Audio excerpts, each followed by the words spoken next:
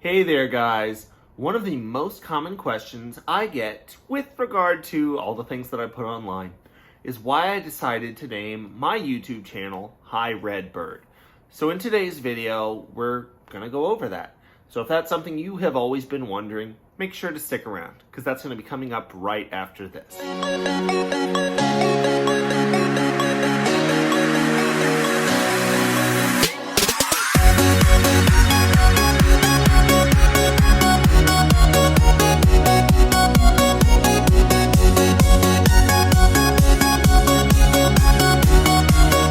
Hey there, guys. This is Jack over at Hi Redbird, where I am tirelessly working to find new ways to make the keeping of exotic animals and pets more exciting, more affordable, and ultimately more enjoyable.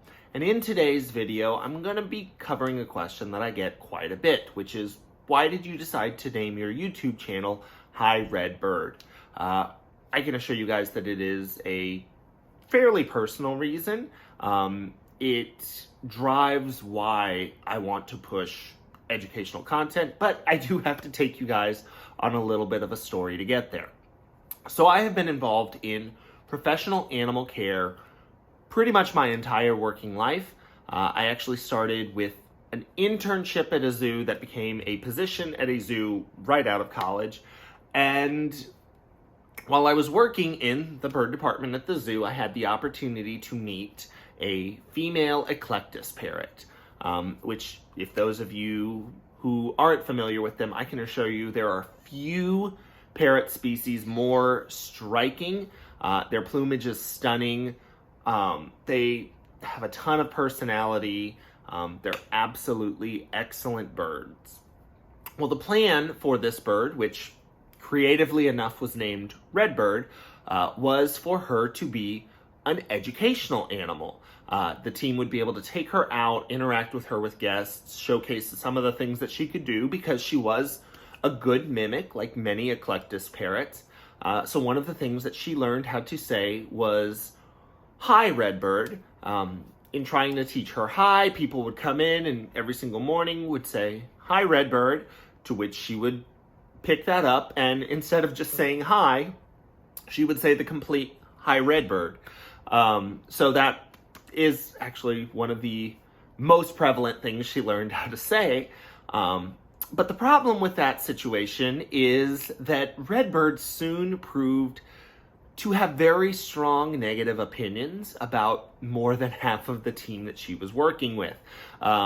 She had a very strong bias against female keepers.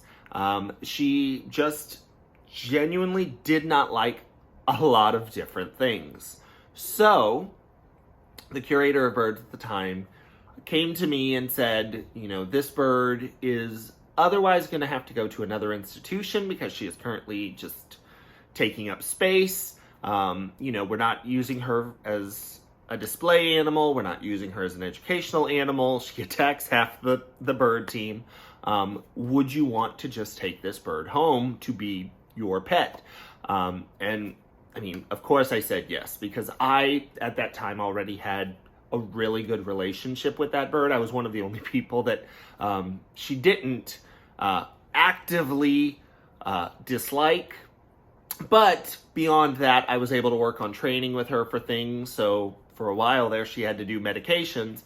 I was able to do syringe training with this bird, and she could take a syringe from me easily, whereas other people, if she saw them holding a syringe, she would lunge at the bars. So I got to take home Redbird. And, I have worked with a lot of different parrots, birds, animals in general. And I have to say, there's probably no animal that I have had the opportunity to work with that has been a more rewarding experience. Now, unfortunately, I no longer have Redbird. In 2017, when the Houston area was hit with Hurricane Harvey, I had a previously planned vacation, and I was not in town.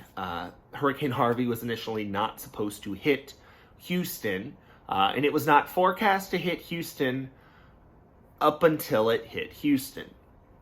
So for that reason, I was on a vacation. Redbird was able to go to the facility that I was working at, where the keepers there, the keepers that I trained, would be able to look after her, would be able to provide the best possible care. Unfortunately, Hurricane Harvey is remembered as one of the most devastating hurricanes in U.S. history. Several feet of rain came with Hurricane Harvey. So, unfortunately, due to the nature of a natural disaster, I no longer have that bird. She did not survive that severe rain and flooding event. And I think it's important for a lot of people to recognize some different things on that. The first thing I want people to recognize is you can do a lot to better the animal, the life of the animal that you care about, that you are working with. At the end of the day, you do not have complete control over everything. And I think it's important for people to hear that story because while I push for so many different things, for preemptive medical care, for animal enrichment, for training, for everything that should benefit your animal medically or mentally, emotionally, at the end of the day, there's some things you just can't control. And please don't beat yourself up over that because it's not something that's inside your realm of control. Now, why I decided to name my channel Hi Redbird. You could call it a personality flaw. I have heard it called that. I like to think of it as an asset as a professional animal caretaker. Whenever anything happens, if I lose an animal, if something goes wrong, one of the first things I'm going to do is look to myself and my practices, my protocols, and ask what went wrong? What could I have changed? What could I have done better? Because there is most likely something I could have done better in this instance. Some people call that beating myself up, especially if it's something you don't have control over. But I find that if I look inwardly like that, if there was a mistake that was made, if there was anything that could have been done better, it may not help that animal, but it'll definitely shape and influence the care that I'm able to give to animals moving forward. And I don't think there was anything that could have been done differently for Redbird. I think the very nature of a natural disaster is that it is disastrous. But that relationship that I have with that bird, my commitment to providing the best possible life for my animal by sharing the things that I have learned and picked up along the way, I can help better the lives of other animals, of people that I have never even met. So that's why I decided to create the Hi Redbird YouTube channel in honor of that bird. So I do hope that these videos are helpful. I hope they provide you guys with, meaningful processes, maybe the toys, maybe the quick tips and tricks help you guys out. At the end of the day, I hope they help you appreciate your animals because we are so lucky to have the opportunity to work and interact with these animals. And I hope you just take the time to appreciate that with the animals that are in your life. So I do want to thank you guys so much for watching this video. I'm gonna be honest, I was kind of dreading putting this video together because even though we are several years out, it is still a pretty touchy topic. I never really know how I'm going to react to it, but again, I thought it was important for you guys to know about that.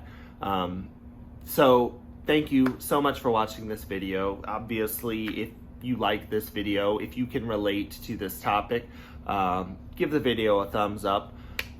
If you guys have lost any meaningful animals in your life, go ahead, put them down in the comment section below so that everybody else watching this video can honor them. And I hope to see you guys next time. Thanks. I do need to say thank you to my Patreon patrons for helping to make these videos possible. You can find out more by visiting Hi Redbird on Patreon or clicking the link in the description section down below if you would like more information. Thanks!